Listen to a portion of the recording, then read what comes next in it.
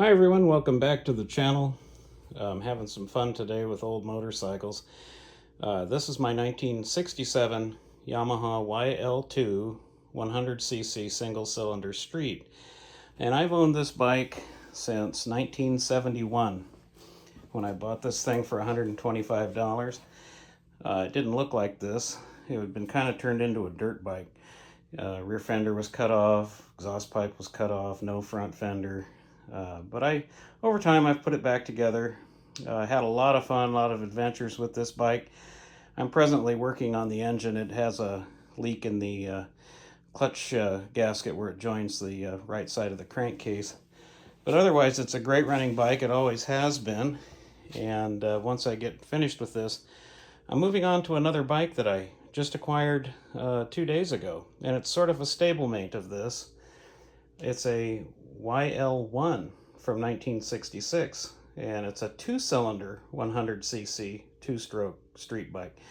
So keep in mind, this is just a single-cylinder YL2. They did make the YL2C, which was a Trailmaster. The Trailmaster was a much better seller for Yamaha back in the late 60s, mid to late 60s. In fact, I even have a Trailmaster 80 from 1965.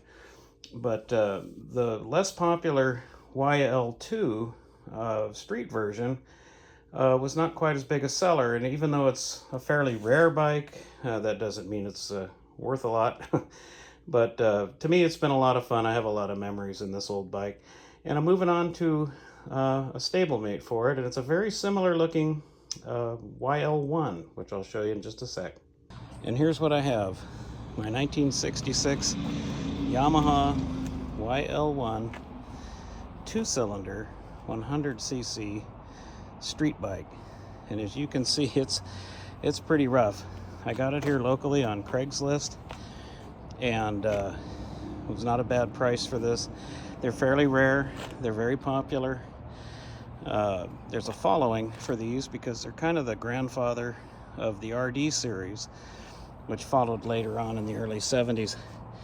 But you can see it's got the two-cylinder 100cc engine. That's a 50cc cylinder on each side.